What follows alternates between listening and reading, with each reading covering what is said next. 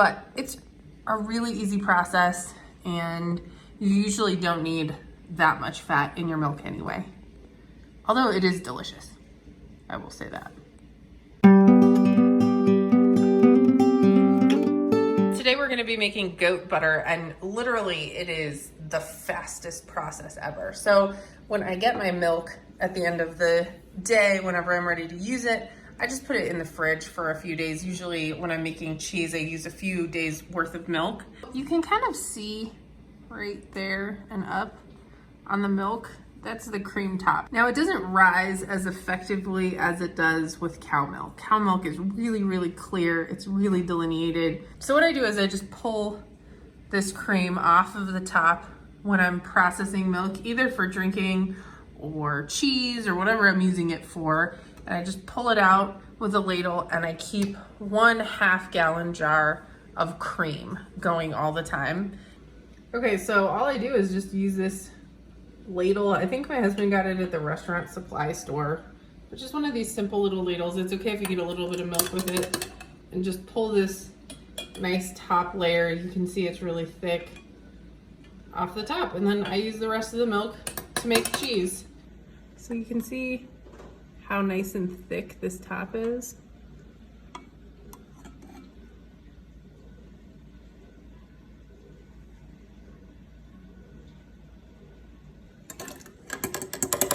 There you go. AKA butter juice. That's what it is, butter juice. Delicious. Now I do have one of these, which is a hand crank butter churner, which is great for if the power is ever out and I happen to need butter in the dark, or if my kids ever need a tedious chore as punishment. But I'm not going to use that because I like things fast and now, so I actually just use my immersion blender.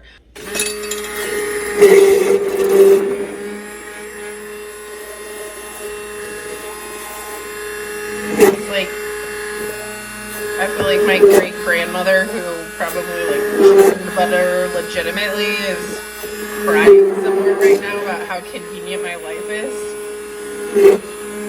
Sorry, great grandma. This is pretty great. Let me untwist it for y'all. Don't get twisted.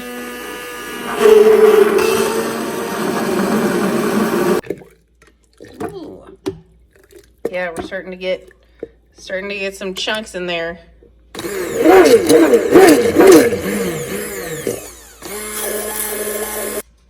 So you can see the butter is starting to form on the top. That's good. That's what we're going for.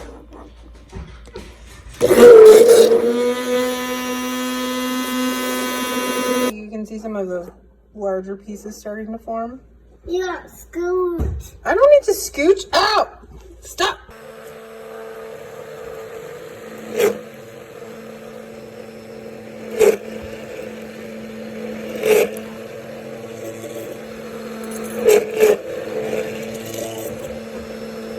Then you just scoop out the butter. And I scoop it out into a sieve in order to let it drain. And what's below it is buttermilk, which, by the way, delicious. And then you can just rinse it with cold water, add a little bit of salt. Hey, ow. What? Oh, and you can, there you go, goat butter. Delicious.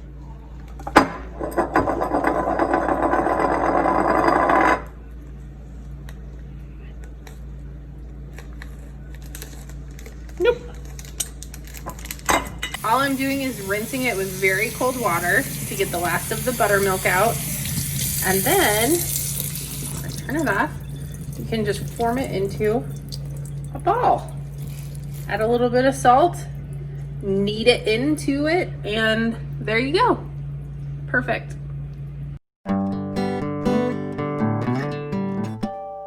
We've got beautiful goat butter to use in baking, cooking, or just plain on your toast. It's delicious, or on anything. It's amazing.